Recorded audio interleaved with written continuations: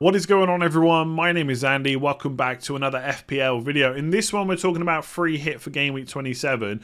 So I kind of split this into two parts. First of all, we're talking through people that are maybe on the fence about using the free hit. And then we're going to come on to some of the team matchups, players you should be looking at, and who my kind of must-own players are. Players that are definitely going to be on my free hit this week, okay? So if you enjoy it, give it a like, hit that subscribe button if you're new around here, all that good stuff. Now, what I'm about to say is I'm already boring myself before I've even said it, because everyone is saying it right now, but things are very team dependent. It's just a reality right now. What team you've got for this week, what chips you got for the rest of the season, what strategy you've got are all going to play into whether or not you use this chip this week. So I can only talk about it pretty broadly and what I would be looking at or thinking about, okay? So if I've only got one free hit, especially if I've got no wildcard left, I would be looking to probably use or save the free hit a little bit longer, because after Game Week 30, there could be a couple of weeks where it becomes pretty useful. Now, a lot of this is going to depend on how you set your team up in Game Week 28. If you went gung-ho for like Liverpool players, like 3 Liverpool, 3 Arsenal, maybe a couple of Wolves and stuff like that, it might be worthwhile using it. If I only had like 8 to 9 players this week, I would be tempted to use it if transfers aren't going to help me in the long run. But if I had one, I would try and do my best not to use it. In most scenarios, there might be scenarios where it's worth using, but in most of them, I probably wouldn't. The next point, need to decide if you're wildcarding in Game Week 28. That kind of ties into whether you got 1 or 2 free hits, to be honest. For me, if you're wildcarding in Game Week 28, that is because you didn't have a team that was well set up for 28 and 29 in Game Week 26, and therefore your team probably looks okay for this week.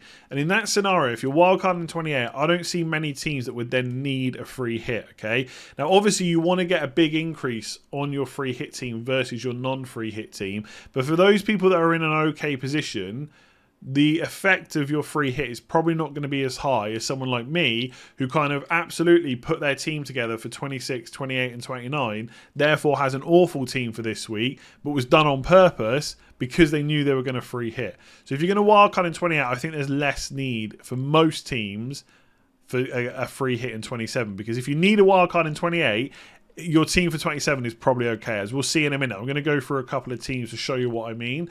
If you've got 2 free hits, then there is good potential, right? If your team is set up for 28 and 29, then that means it's probably not great for 27, in which case using a free hit could be useful. Whether you have or not got your wild card, again, you've got at least another free hit later on, which could be beneficial. And if you're bench boosting in Game Week 36, if that's your plan, and you've got 2 free hits left, then I think you use one this week if your team's not well set up, because you can't then use your free hit in Game Week 36 when you're going to bench boost. Therefore, the opportunities for it to be massively beneficial become less and less, right? So I would probably, if I'm thinking about bench boosting in 36, whether you've got the wild card or not, then I'd look to probably free hit this week, if I've got 2. Again, there might be scenarios where that's not the case. Some basic stuff. You can't free hit and roll a transfer. So if you've got 2 free transfers coming into this week, by the time you free hit in Game Week 28, you'll only have 1 transfer again. All your transfers are reset as soon as you free hit. So you can't do Ronaldo to Kane and then expect Kane to be in your team in Game Week 28, because once you free hit, it resets your transfers. So essentially, if you free hit this week, your team in 28 will be exactly the same as the one after the Game Week 26 deadline, essentially. And you can't free hit twice in a row. We know that. So a couple of team examples. So this came from someone in the Patreon Slack channel that I have, right? There's links in the description below to that. So they've got 2 free hits and no wild card, and they're thinking about potentially using the free hit this week. Now, if you've got no wild card, I feel like trying to save the free hit is quite beneficial. You've only got 4 players not playing, and they're all on the bench, which is great. You've got 1 City defender. A lot of people on free hit are going to do that. They're going to have 1 Man United cover as well, decent. You've got 1 Burnley player in there as well, Cornet. I'm going to give you my thoughts around him a bit later, but he's okay as well. And I think although I expect a free hit team to outscore this team, it might not happen, but I would expect it to. I don't think it would be outscoring enough to warrant using it. And to be honest, there's some transfers that you can make that are beneficial for this week and future weeks. One of them right now is Ronaldo to Kane. Looks like a pretty good option. Kane looks really good right now. Leeds, then Everton, then a double game week. And although he's probably not going to play in Game Week 30, neither is Ronaldo either, most likely. And Spurs' run for the rest of the season is great. Right now, between the two, Kane is a better pick than Ronaldo for me. So Ronaldo to Kane could be a good move. Players like Elise and Edouard, they're not necessarily ideal because I don't know how nailed on they are. So you could move like Edouard to Weghorst, for example, and get another Burnley player in there. I know that they play Chelsea in Game Week 28, but the fixtures after that are okay. They've got an outside chance of playing in Game Week 30 as well. And obviously you're going to bring Salah, Robertson and Trent straight back into your team anyway. So when Wolves have got a double and Aston Villa have got a double and Burnley don't, those Burnley players might be on your bench anyway. So I don't think this team, for example, needs a free hit. This is another team. I basically nicked this off Twitter, right? This is Az's team. He's got 2 free hits and his wildcard, and he's thinking of wildcarding in Game Week 28. If you're thinking of wildcarding in 28, like I said, your team probably looks quite good for 27, like this one does, and it's not so good for Game Week 28 and 29, right? That's why the wildcard is needed. In this case, I wouldn't use the free hit this week because you can sell Salah, you can get a Spurs player in, and obviously you could upgrade King as well if you wanted to and just take a hit possibly. Whether or not the hit's worth it is a different discussion. But you could do Salah to Son, for example, and this team looks okay. Now, I'll tell you right now, no free hitters are looking at players like Luka Dean or Jimenez or Bowen even. A lot of free hitters aren't looking at him, and obviously they're definitely not looking at King either. But there's nothing to say that those players can't score points. So again, I wouldn't expect this team to be kind of 30 points plus down to a free hit team. It's just not going to happen. So it's more worthwhile using. If you didn't have the free hit, maybe if you didn't have the wild card, maybe it'd be a little bit different. But again, I think it's probably good enough to warrant just a transfer or two maybe, and then just try and get through the next couple of weeks. So that's the things you kind of got to think about when you're looking to free hit. Just the last thing, right, is around price changes. So your actual team, so the team you left in Game Week 26 that you're getting back in 28, that is still affected by price changes. You can't do anything about it.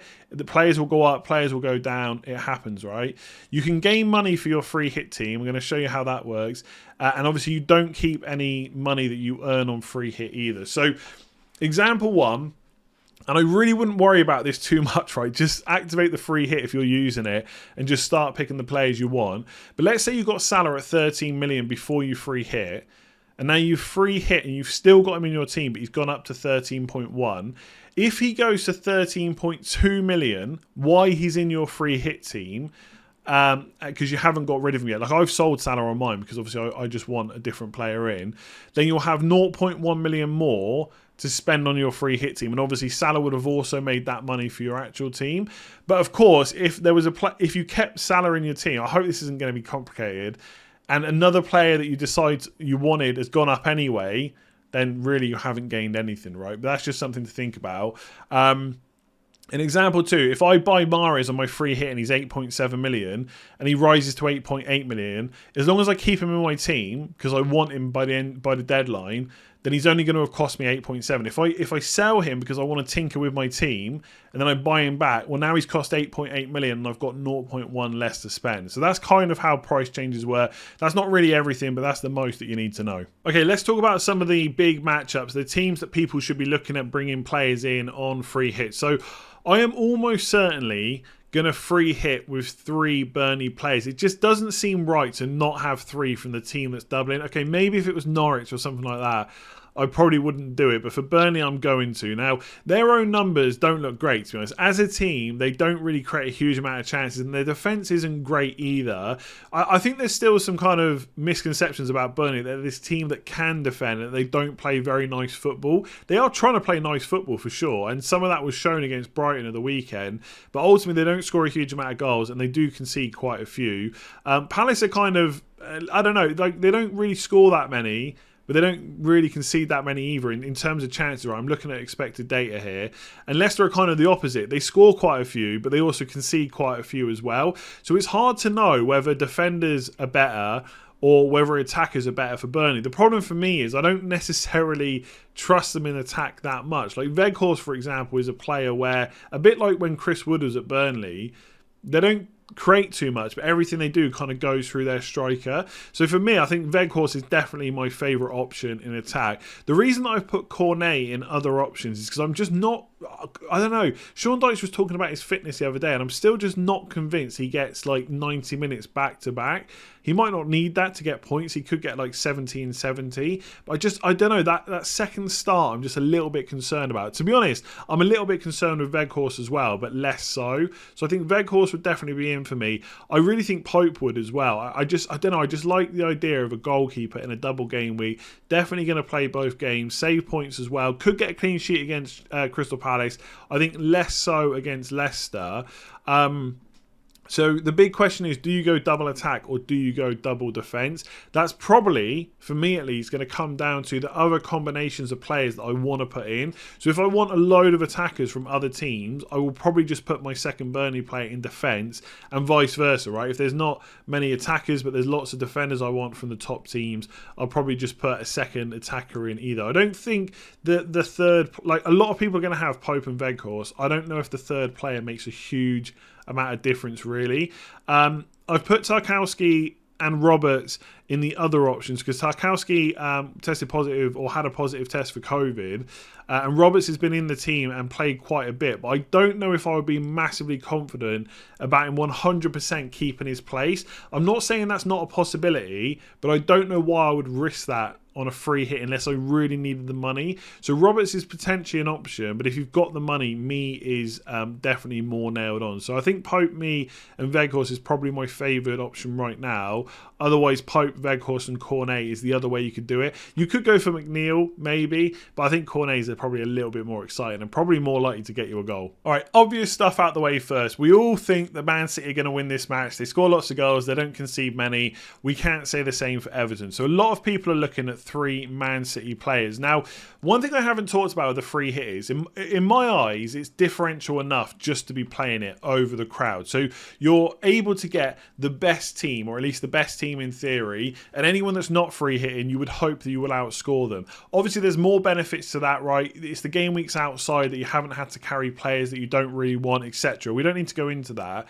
That being said, if you can get a big differential on your free hit, then I do think there's probably an advantage to trying to take it, right?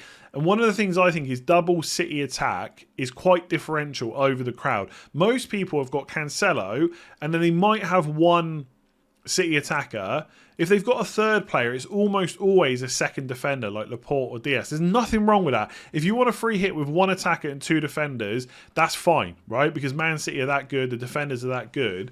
But I think if you can nail the players that are going to start, the attackers, so the front 3, where kind of Sterling, Foden, Mahrez, obviously Jesus and Grealish when they're fit, usually play, and then maybe De Bruyne are added into the mix as well. If you can get 2 of them, you could be onto a winner, because minutes is all we really care about at Man City. We know they're going to score goals as well. So I really like the idea of going double attack. Right now, I think it's hard to know exactly who's going to come back into the team, but Mahrez, Sterling and Foden have been the front 3 quite a lot. Against Spurs, they played with Bernardo Silva as the number 9, and therefore Mahrez missed out. But I would hope he would come back in. So a lot of this is going to come down to your perception of who's going to start, right? Or your thoughts around who's going to start. So I really like Mahrez. 1, great stats.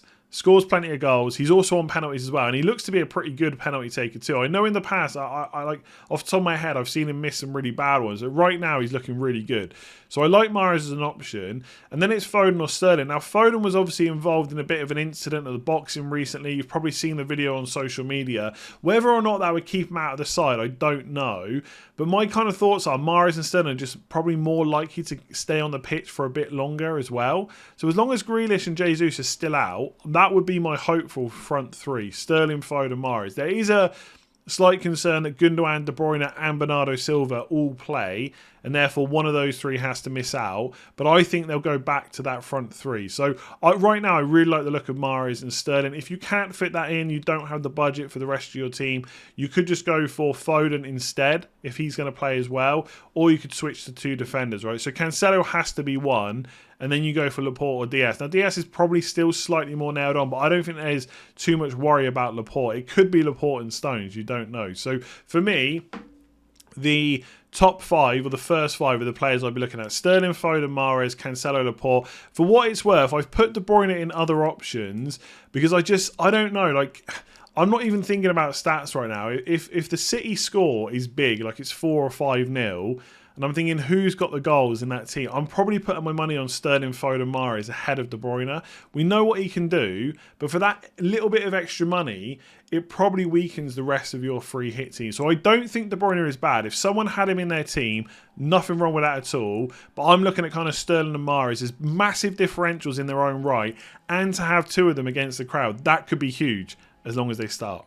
All right, Man United versus Watford. On paper, it looks pretty good for Man United, and I don't think we should think anything different than Man United should hopefully win this game, even though they got beat, what was it, like 4-1 in the reverse fixture. Now, some of these numbers are, I wouldn't say they're misleading. It is what's happened over this season. But from a Watford point of view, I do think Hodgson is definitely setting them up to try and be less kind of fragile in defence, right? They just got another clean sheet at the weekend. I think that's now 2 under Hodgson. They had none before he came in.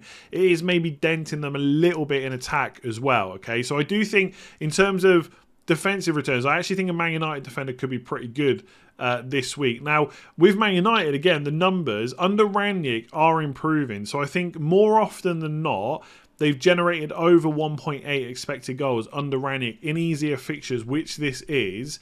And also the expected goals conceded have also been much lower than their season-long numbers as well. So I do think this is a pretty favourable matchup for Man United. Like a lot of people, I've still got in my head that Man United aren't great against kind of low blocks, teams that want to defend. And maybe that is the case. Obviously, Leeds try and play a bit, so Man United found that a bit easier.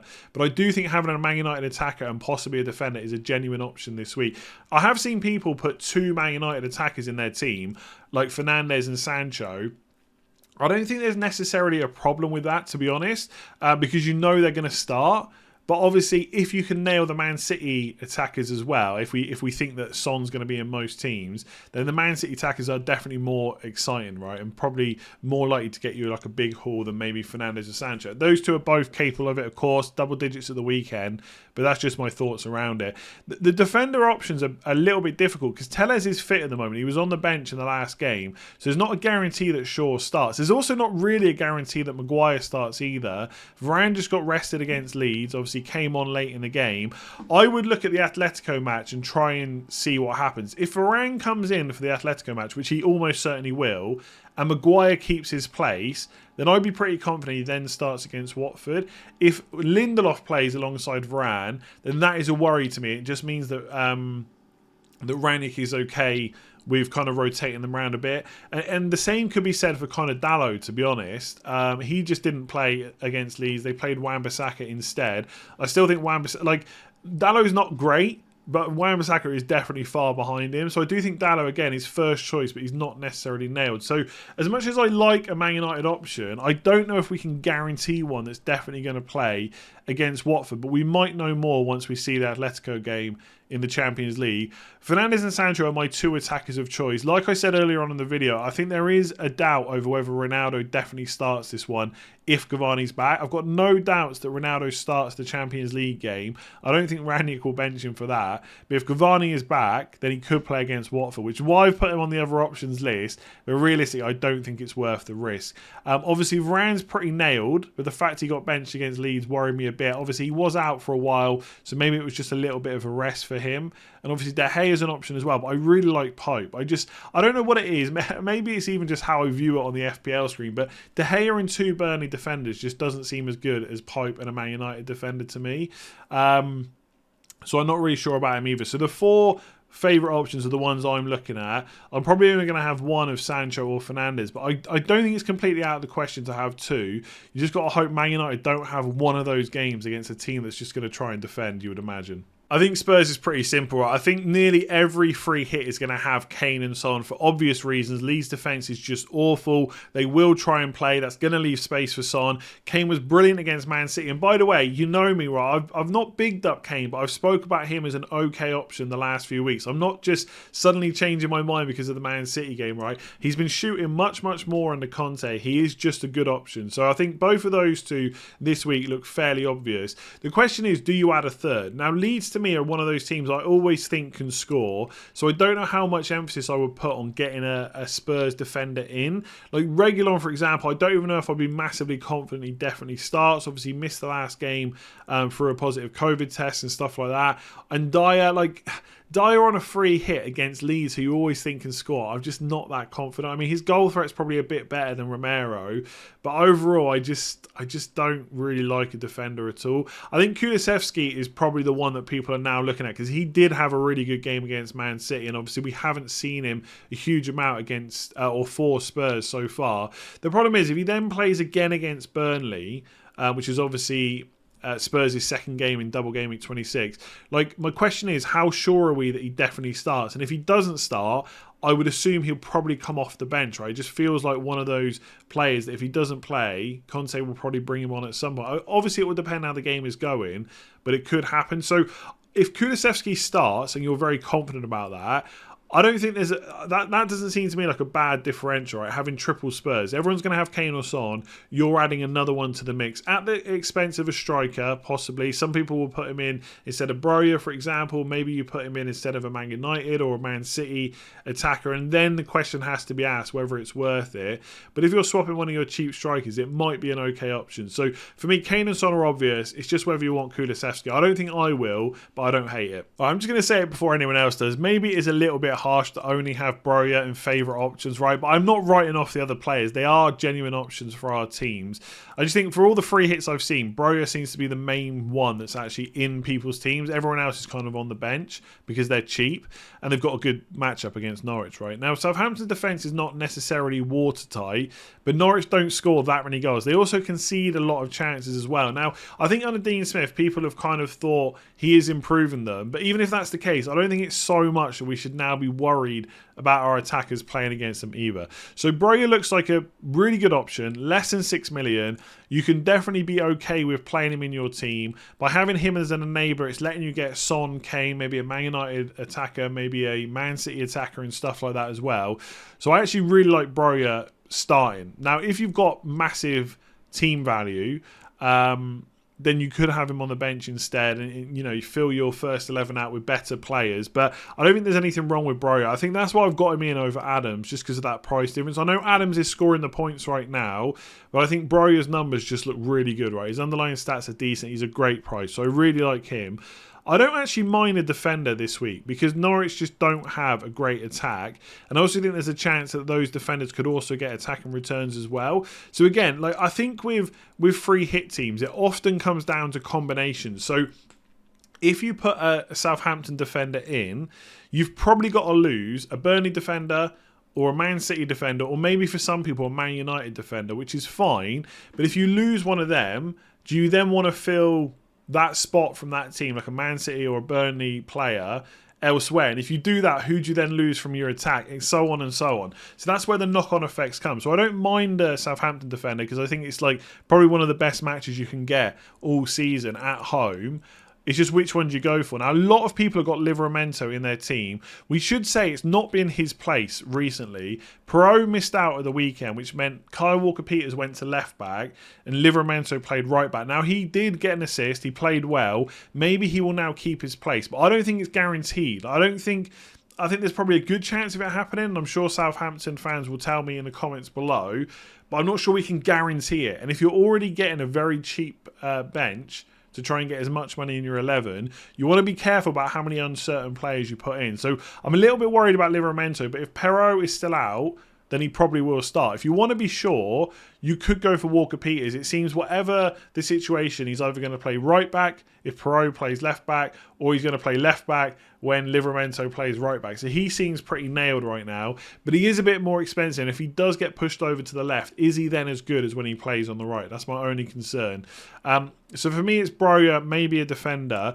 Ward-Prowse, I don't know. I'm never a fan of Ward-Prowse. I just think his open play threat, getting assists or goals from open play, is just low. So you're relying on him getting a penalty or banging in a free kick. Now, he is probably the best free kick taker in the league, but even the best free kick taker in the league doesn't score free kicks that often. So I feel like you're really hoping for set pieces. Either corner, free kick, gets an assist, scores from a free kick, or gets a penalty. There's nothing wrong with that. I don't think you could play 3-5-2 and play Ward-Prowse over Broja, but it's just not like...